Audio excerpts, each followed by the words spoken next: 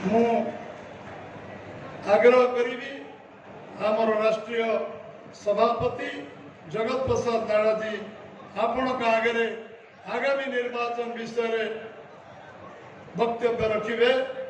श्रीयुक्त नाड़ा जी।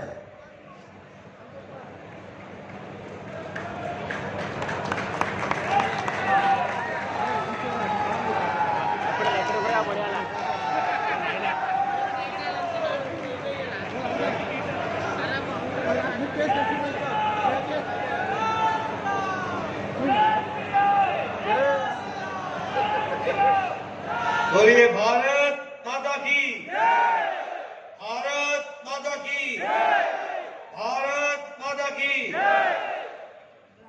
आज के इस चुनावी जनसभा में मंच पर उपस्थित हमारे बहुत ही जुझारू और कर्मशील अध्यक्ष सम्माननीय मनमोहन सावंत जी, हमारे भारतीय जनता पार्टी के राष्ट्रीय उपाध्यक्ष और केंद्रपाड़ा से हमारे प्रत्याशी वरिष्ठ नेता सम्माननीय बैजयंत जय पांडा जी, हमारे बहुत ही लोकप्रिय प्रत्याशी आप सबके प्रिय डॉक्टर प्रदीप पानीगढ़ी जी,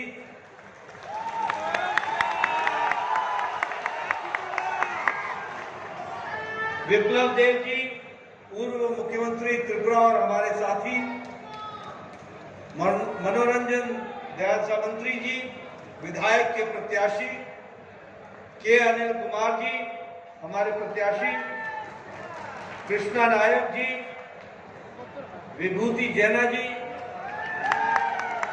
के नारायण जी, हमारे सम्मानित मंच और यहाँ इतनी बड़ी संख्या में एकत्र आए देवी और सज्जनों, मेरे युवा साथी और मीडिया के मेरे साथी, प्रिंट मीडिया और इलेक्ट्रॉनिक मीडिया के मेरे साथी। सबसे पहले तो मैं यहाँ जब आया हूँ उड़ीसा की धरती पर, तो सबसे पहले तो भगवान जगन्नाथ, महाप्रभु जगन्नाथ को नमन करता हूं और अपनी बात करता हूं। जय जगन्नाथ, जय जगन्नाथ। मित्रों, आज 28 तारीख है और मधु बाबू की जैन जयंती है।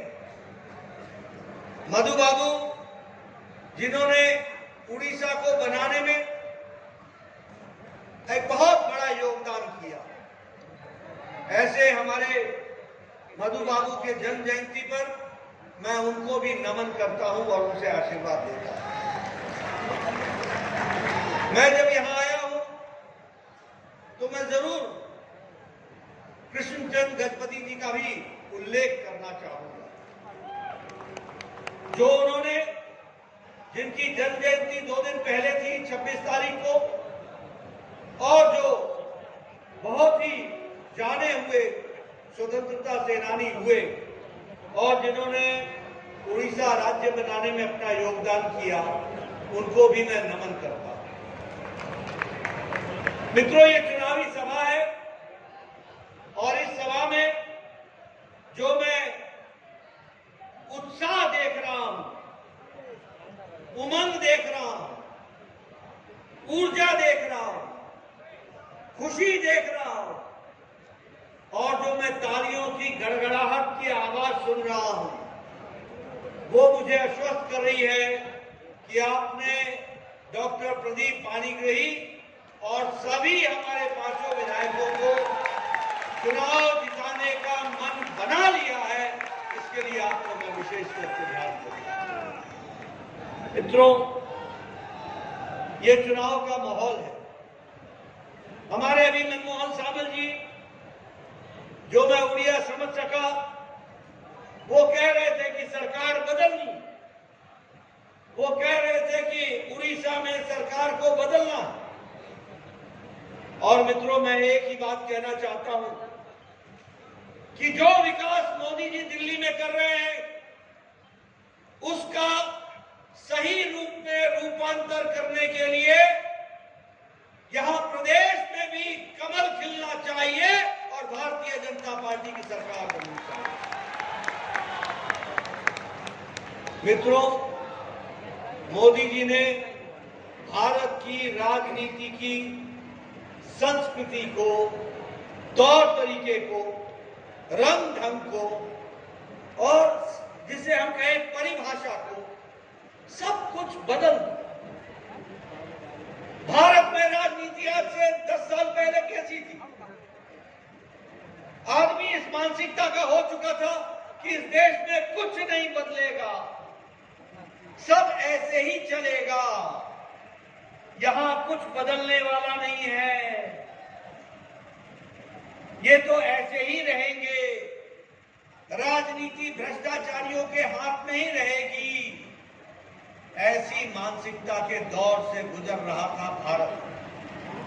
लेकिन मोदी जी के राजनीति में और प्रधानमंत्री बनने के बाद आज दुनिया कह रही है कि भारत बदल गया है और अब विकसित भारत के संकल्प को लेकर चल पड़ा है, उसके तरफ आगे। इसलिए आज बदलता भारत का दौर दिख रहा है, लोगों में उत्साह है। ये सिर्फ प्रदीप पाणिग्राही जी को चुनाव जिताने का नहीं है, ये सिर्फ के अनिल कुमार को जिताने का नहीं है, ये सिर्फ कृष्ण कुमार नायक को जिताने का नहीं है, ये विभूति जेना को जिताने का ही नहीं है, ये के नारायण को चुनाव जिताने का नहीं है। यह चुनाव मोदी जी के नेतृत्व में विकसित भारत के संकल्प को पूरा करने का चुनाव है और उड़ीसा को आगे बढ़ाने का चुनाव है। पहले राजनीति होती थी जाति के आधार पर, धर्म के आधार पर, मजहब के आधार पर, इलाके के आधार पर। लेकिन मोदी जी ने भारत की राजनीति विकासवाद से जोड़ दी और विकास की तरफ ले गए, देश को आगे बढ़ाने का काम किया। और इसीलिए अब पॉलिटिक्स है रिपोर्ट कार्ड पॉलिटिक्स, पॉलिटिक्स है डेवलपमेंट की, पॉलिटिक्स है परफॉर्मेंस की, पॉलिटिक्स है अकाउंटेबिलिटी की, पॉलिटिक्स है जवाबदेही। ये अगर किसी ने इस परिभाषा को लागू किया है तो प्रधानमंत्री नरेंद्र मोदी जी के नेतृत्व ने इसको लागू किया, यह भी हम देख पाते हैं। आज मित्रों, आपको खुशी होगी, हमारे दो वरिष्ठ नेता यहाँ बैठे हैं, गजेंद्र पांडा जी और प्रताप मनमोहन शर्मा जी, दोनों अर्थनीति के बारे में गहरा ज्ञान रखते हैं।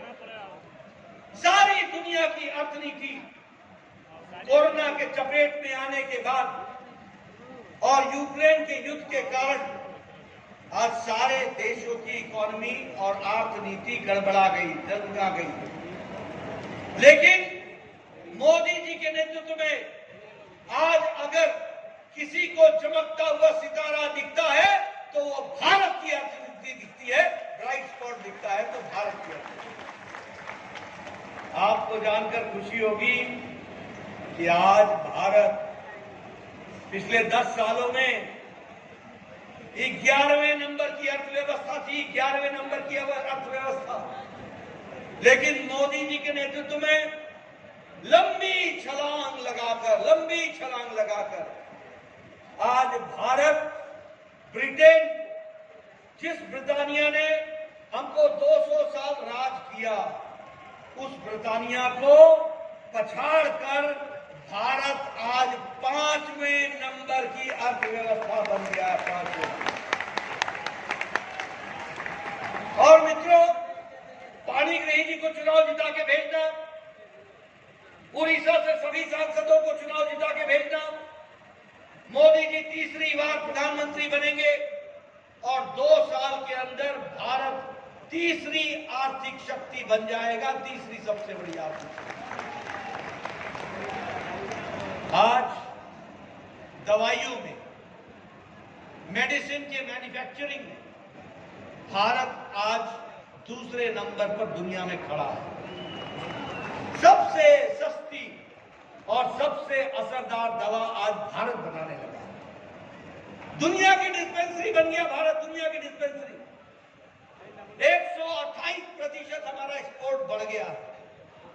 और ऑटोमोबाइल में, गाड़ियां बनाने, आपने सुना होगा बचपन में जापान की गाड़ियां, जापानीज टोयोटा, डैटसन।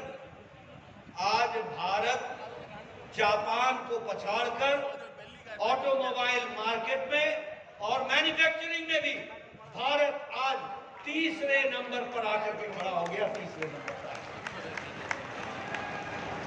पेट्रोकेमिकल्स में हम आगे बढ़ गए, 106% हमारा एक्सपोर्ट बढ़ गया। और अगर हम कहें मोबाइल में, तो मैं बार बार लोगों को कहता हूं, आप सबके हाथ में मोबाइल है ना? सबके हाथ में मोबाइल है ना? आज से 10 साल पहले इस मोबाइल पे लिखा होता था मेड इन चाइना, इस मोबाइल पे लिखा होता था मेड इन ताइवान, आपके मोबाइल पे लिखा होता था मेड इन कोरिया, आपके मोबाइल पे लिखा होता था मेड इन जापान। आज आपके मोबाइल पे लिखा हुआ है made in Bharat, made in India. Apple mobile भी अब भारत में बनने लगा है।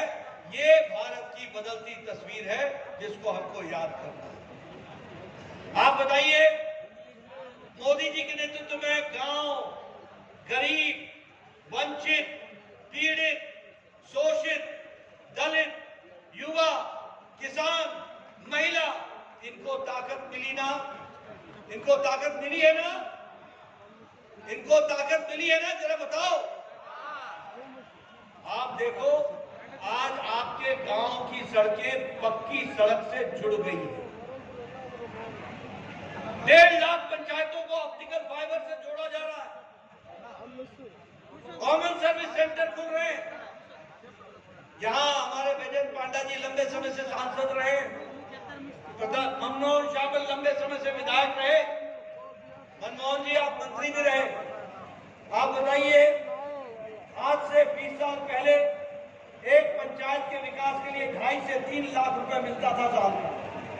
आज एक एक पंचायत को मोदी जी के राज में 3 से 5 करोड़ रुपए विकास के लिए मिल रहे हैं और बदलते भारत के साथ खड़ा है। इसलिए विकास की दृष्टि से आज 55,000 नेशनल हाईवे की सड़कें बन गई। 55,000, 51,886 हमारे रेलवे की लाइनें बन गई। और जब मैं गरीब की बात करता हूं तो प्रधानमंत्री गरीब कल्याण अन्न योजना, यानी 80 करोड़ लोगों को मोदी जी 5 किलो गेहूं या 5 किलो चावल और 1 किलो दाल मुफ्त हर महीने दे रहे हैं, हर महीने। और उड़ीसा में 3 करोड़ 20 लाख लोगों को यह दिया जा रहा है, 3 करोड़ 20 लाख लोगों को।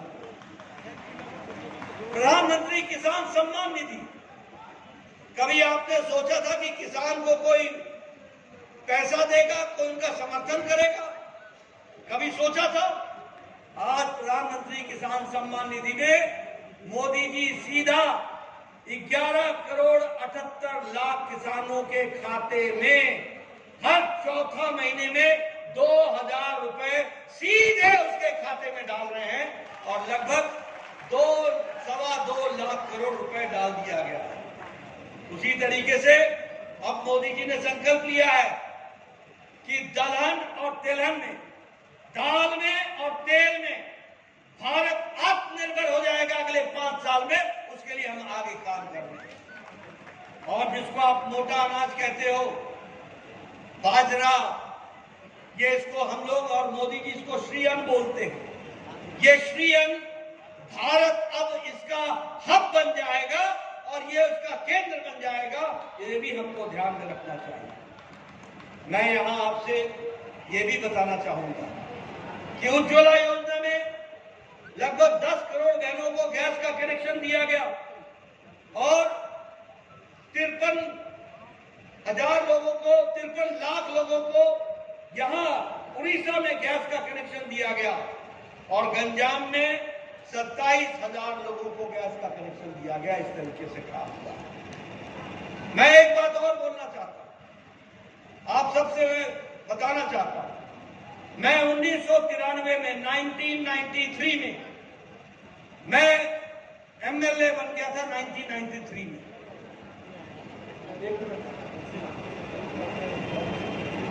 1993 में एमएलए बन गया और उस समय मेरा वीडियो मेरे पास आकर कहता था, नड्डा जी आप बताओ, आप इंदिरा आवास योजना में इस साल आपको एक पंचायत में 2 घर मिले हैं। इंदिरा आवास योजना 2 घर किसको देने हैं, किसको दिया जाए? मैं हंसते हंसते बोलता था, भैया तू ही रख ले, मैं कहां बांटूंगा, 1 अनार 100 बीमार कहां बांटूंगा। लेकिन तस्वीर बदली, मोदी जी भारत के प्रधानमंत्री बने, पिछले 5 सालों में 4 करोड़ मकान बना करके पक्के मकान दिए गए। 4 करोड़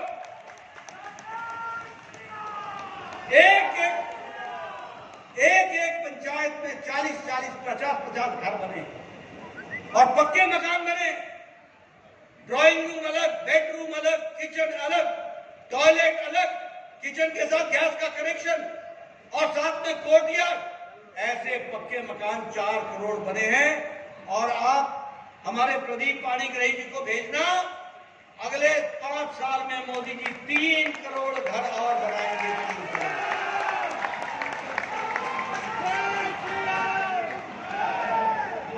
आप लोग अभी बिजली का बिल भरते हो, अपने घर का बिजली का बिल देते हो। अगले 5 साल में मोदी जी के नेतृत्व में अब बिजली के बिल से आप मुक्त हो जाओगे। एक स्कीम प्रधानमंत्री जी ने चलाई है जिसका नाम है पीएम सूर्य घर मुफ्त योजना।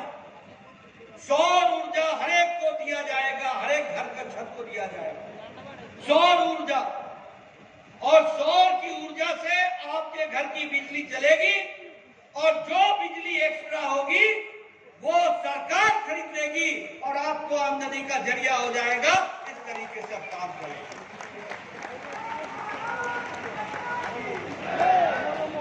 मुझे बीजू पटनायक जी की सरकार से एक बात की बहुत बड़ी नाराजगी है और मुझे दुख है कि प्रधानमंत्री मोदी जी ने इस देश के 10 करोड़ 74 लाख लोगों को, 10 करोड़ 74 लाख परिवारों को, जिसका आंकड़ा बैठता है 55 करोड़ लोग और बिल्कुल गरीब लोग जो काम के माध्यम से जाने जाते हैं। गरीब लोग कौन है? गरीब लोग रिक्शा वाला, ठेला वाला, रेड़ी वाला, सब्जी वाला, माल ढोने वाला, हमारा बस का ड्राइवर, बस का क्लीनर, बस का कंडक्टर, ट्रक का ड्राइवर, ट्रक का cleaner, lift man operator, auto driver, हमारा ठेला चलाने वाला, कूड़ेदान से प्लास्टिक इकट्ठा करने वाला, बाल काटने वाला, ऐसे गरीब लोगों को मोदी जी ने आयुष्मान भारत में 5 लाख रुपए सालाना गंभीर बीमारी के इलाज के लिए पैसे दिए। 5 लाख। लेकिन मुझे दुख के साथ कहना पड़ता है कि 10 करोड़ 74 लाख परिवार में वो 68 लाख उड़ीसा के लोग नहीं हैं। उनको हमारे नवीन बाबू ने वंचित रखा है, आयुष्मान भारत को लागू नहीं होने दिया है। आप बताइए, ऐसी सरकार को आगे रहने देना है क्या? रहने देना है क्या? आप सरकार बदलेंगे ना? आप सरकार बदलेंगे, हमारे 5 कैंडिडेट को जिताएंगे और आयुष्मान भारत यहां भी लागू हो जाएगा। उसी दिन इस बात को आप ध्यान रखें। मैं एक बात और आपको बताना चाहता हूं, जरा कान खोल करके समझ लेना। मोदी जी ने तय किया है कि इस देश में किन्नर समाज के बारे में किसी ने चिंता नहीं की, किसी ने चिंता नहीं की। आज मोदी जी ने तय किया है कि किन्नर समाज के सभी लोगों को आयुष्मान भारत से जोड़कर उनको भी बीमारी से लड़ने के लिए 5 लाख रुपए सालाना उनको दिया जाएगा, इसकी व्यवस्था की। और इससे आगे सुन लो, आपके घर में कोई बुजुर्ग 70 साल के ऊपर का व्यक्ति, कोई माता 70 साल से ऊपर की, जो भी होगी, जो भी होगा 70 साल से ऊपर का, किसी भी जाति का, किसी भी पंथ का, किसी भी मजहब का, किसी भी इलाके का और किसी भी आमदनी का, अमीर हो या गरीब, मोदी जी ने तय किया है कि तीसरी बार प्रधानमंत्री बनने के बाद उन सबको आयुष्मान भारत से जोड़ लिया जाएगा और 5 लाख रुपए का हेल्थ कवर दिया जाएगा। इसलिए ये बदलता भारत की तस्वीर है। जल जीवन मिशन में 11 करोड़ बहनों को घर में हर घर नल, हर घर जल। और आपको जानकर खुशी होगी कि 62 लाख कनेक्शन हमको उड़ीसा में दिया है और आपके जिले गंजाम में 2 लाख गैस का कनेक्शन दिया है। 2 लाख, हर घर नल, हर घर जल। और आगे मोदी जी के राज में कोई भी घर बिना जल के कनेक्शन के नहीं रहेगा। और अब हम उज्ज्वला योजना में भी गैस पाइप से पहुंचाएंगे, सिलेंडर से नहीं, पाइप से पहुंचाने का काम करेंगे। इस तरीके से विकसित भारत को ले जाएंगे। मित्रों, मैं यहां आपको यह भी बताना चाहता हूं कि इस विकास के साथ साथ आपको विपक्ष की सरकार होने के बावजूद भी मोदी जी ने यहां आपको आर्थिक दृष्टि से पैसा देने में कोई भी कमी नहीं छोड़ी है।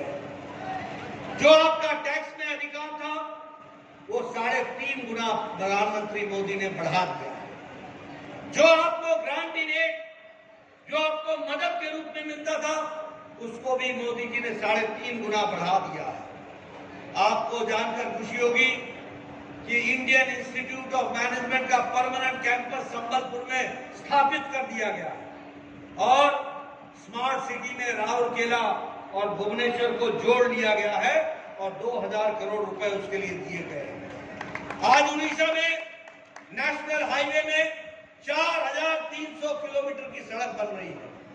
और आपको जानकर खुशी होगी कि रायपुर से विशाखापट्टनम तक ग्रीन कॉरिडोर बनाया जा रहा है और रेलवे में 12 गुना हमारा बजट उड़ीसा का बढ़ा दिया गया है, 12 गुना बढ़ा दिया गया है। ये भी आपको वंदे भारत ट्रेन पुरी से लेकर विशाखापट्टनम तक, राउरकेला से लेकर भुवनेश्वर पुरी तक और हावड़ा से लेकर पुरी तक इसको चला दिया गया है। 4 नए एयरपोर्ट ऑपरेशनल कर दिए गए। झारसुगुड़ा, जयपुर, राउरकेला और उत्केला, ये चारों एयरपोर्ट को ऑपरेशनल कर दिया गया। और सबसे बड़ी बात यह है कि Indian institute of science education and research 1600 crore रुपए की लागत से आपके इलाके में शुरू कर दिया गया है। आपके इलाके में लागू कर दिया गया है। आपको जानकर खुशी होगी, अमृत भारत 57 स्टेशन, 57 स्टेशन उड़ीसा में बन रहे हैं। और आपको यह भी जानकर खुशी होगी कि अब आपको एयरपोर्ट और रेलवे स्टेशन में फर्क नहीं महसूस होगा। वर्ल्ड क्लास का एयरपोर्ट बन रहा है तो वर्ल्ड क्लास का रेलवे स्टेशन भी बनेगा और उसको आगे बढ़ाया जाएगा। अभी 25 रेलवे स्टेशन बन रहे हैं, 550 करोड़ रुपए उसके लिए अलॉट कर दिया गया। इसलिए मित्रों, हम आपसे निवेदन करने आए कि आप प्रदीप कुमार पाणिग्राही जी को, जो लंबे समय से पॉलिटिक्स में हैं, लगभग 30 साल समाज से जुड़े हुए हैं, सादे स्वभाव के लिए जाने जाते हैं, सबको साथ लेकर चलते हैं, इसलिए इनको आप चुनाव जिताइए। बोलिए, इनको चुनाव जिताएंगे ना? जोर से बोलिए, जिताएंगे ना? धन्यवाद। और इसके साथ साथ छतरपुर से कृष्णचंद्र नायक को आप चुनाव जिताएंगे। और गोपालपुर से विभूति भूषण जेना को आप चुनाव जिताएंगे। और बिरहामपुर से अनिल कुमार को चुनाव जिताएंगे। और दीघा गांधी से सिद्धांत मोहपात्रा को आप चुनाव जिताएंगे। चिश्ती से मनोरंजन दयान समंत्रे को जिताएंगे। और मोहाना से प्रशांत मलिक को आप चुनाव जिताएंगे। और कराल खेमकुंडी से आप के नारायण राव को चुनाव जिताएंगे। जोर से बोलिए, आप चुनाव जिताएंगे ना? कमर पर बटन दबाएंगे ना? इसके साथ साथ मैं आपको ये भी बताऊं,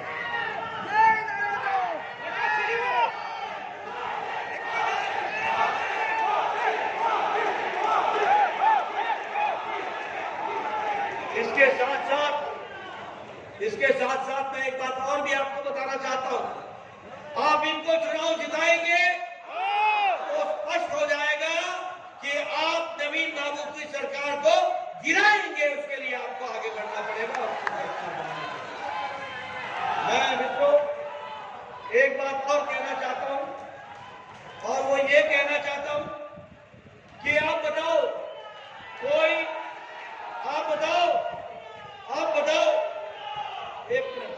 आप बताओ, क्या उड़ीसा को नेतृत्व करने के लिए कोई नेता नहीं रह गया है क्या? बाहर से लाओगे क्या? इंपोर्ट करोगे क्या? आप धरती पुत्र को नेता बनाओगे ना? बाहरी को नहीं लाओगे ना? बाहरी को लाने का प्रयास चल रहा है। जरा संभल के रहना। क्या उड़ीसा में कोई नेता नहीं रह गया? कोई धरती पुत्र नहीं है? लेकिन ये नवीन बाबू के नेतृत्व में जिस तरीके से सरकार चल रही है, बाहरी लोगों को प्रश्रय दिया जा रहा है, ये हमारे लिए चिंताजनक है। और इसका जवाब आपको कमल पर बटन दबा करके देना है, ये भी आपको याद रखना है। मैं दूसरी बात, आप बताइए, बीजेडी की सरकार में दुर्नीति चल रही है कि नहीं चल रही है? अफसरों की दुर्नीति है कि नहीं है? नेताओं की दुर्नीति है कि नहीं है? बाबू राज चल रहा है कि नहीं चल रहा है? इसको हटाना है कि नहीं हटाना है? आप बताओ, ये दुर्नीति का नतीजा है कि नहीं है? चिट फंड 160 चिटफंड कंपनियां ने 32,000 करोड़ रुपए और 20 लाख लोगों का हड़प गए। सच्चाई है कि नहीं है? आप बताओ, ये बीजेडी सरकार की दुर्नीति है कि नहीं है? कितना? 160 चिटफंड कंपनियां 32,000 करोड़ रुपए और 20 लाख लोगों का पैसा खा गए, हड़प गए। और अब उड़ीसा सरकार देने से इनकार कर रही है। ऐसी सरकार को रहने देगो क्या? 13 तारीख को जवाब लोगे ना? उस दिन बटन दबाओगे ना?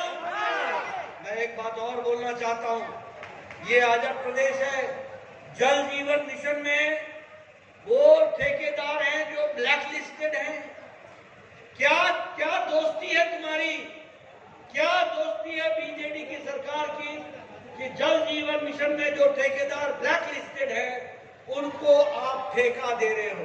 बताओ, ऐसी दुर्नीति की सरकार चलेगी क्या? चलने दोगे क्या? इनको घर बैठाओगे ना? हमारे नेताओं को काम दोगे ना? अपनी सरकार बनाओगे ना? ऊपर मोदी जी तो नीचे भी बीजेपी, ये रहेगा ना? आपने मेरी बात सुनी, आप आगे बढ़िए और सफलता हासिल कीजिए। जय भारत, जय उड़ीसा।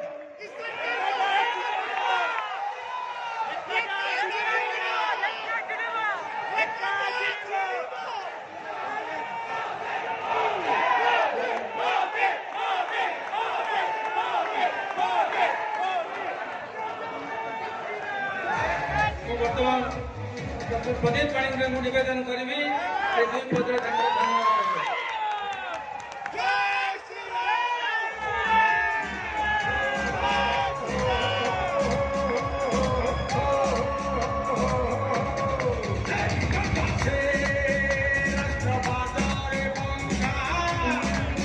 Shakti Nagara